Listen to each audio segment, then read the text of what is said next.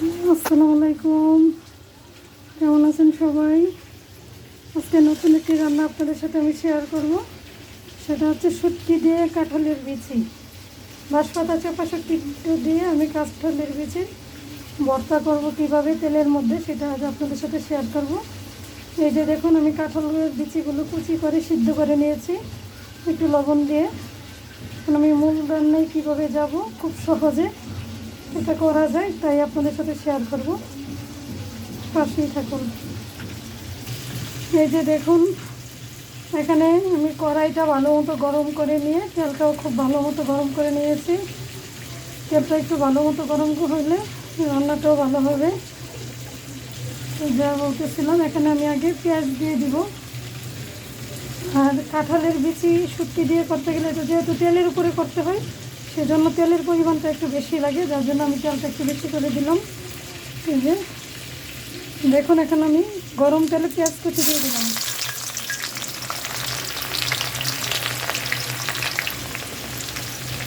পেঁয়াজটা খুব বেশি একটা ভাজবো না, ভাজার মধ্যে এখন আমি এটার উপরে হলুদ, মরিচ, ধনিয়া এই তিনটার গুঁড়া দিয়ে দিব। এখানে অন্য কোনো মশলা ইউজ করা যাবে না, শুধু হলুদ, মরিচ, ধনিয়ার গুঁড়া, আর কোনো মশলা না।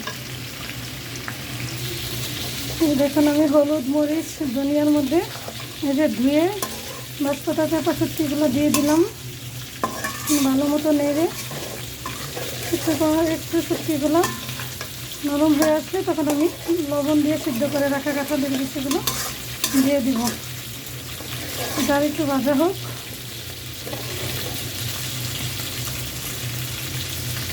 2 মিনিট ভেজে নিই ভালো মতো। ভাজা হয়ে গেছে। এই যে এখন আমি সিদ্ধ করা বিচিগুলো অ্যাড করে নিলাম। এখন এই তেলের উপরে এটা ভাজা ভাজা হবে।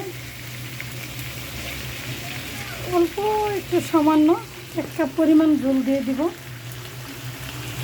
এই যে দেখুন, সব দিয়ে 1 কাপ পরিমাণ ঝোল দিয়ে দিলাম। এই যে দেখুন, আমি মশলার মধ্যে শুটকিটা দিয়ে কাঁঠালের বিচিগুলো খুব ভালো মতো কষিয়ে নিচ্ছি। এই তেলটার উপরে এখন সুন্দর মতো শুকনো করে ভাজা ভাজা করে নেব, একদম শুকনো শুকনো করে ফেলবো। ভিডিওটি দেখতে থাকুন।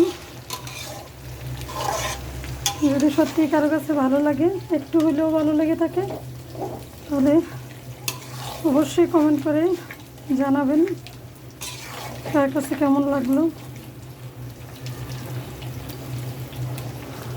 খুব শর্ট টাইমে শর্টভাবে কীভাবে রান্নাগুলো করা যায়, আমি সেগুলোই চেষ্টা করি আপনাদের সাথে শেয়ার করার। ভালো লাগে।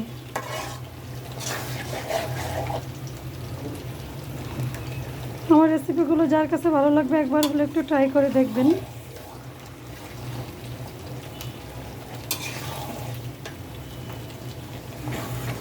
দেখুন, কালারটা মাশাআল্লাহ দেখতে এখনই কত সুন্দর লাগতেছে।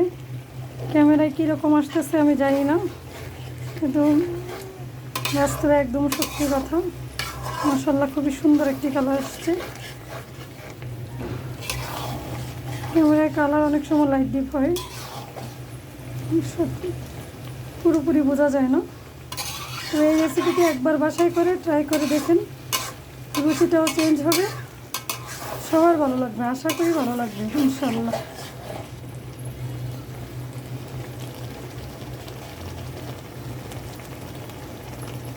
ভালো মতো কষানো হোক।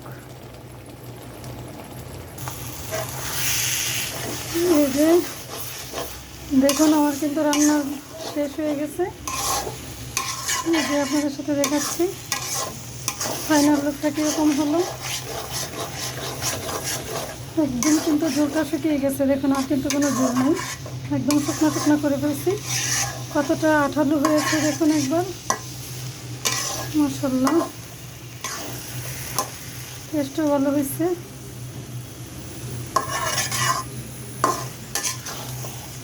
আমি যে পাশ থেকে একটু নিয়ে দেখলাম,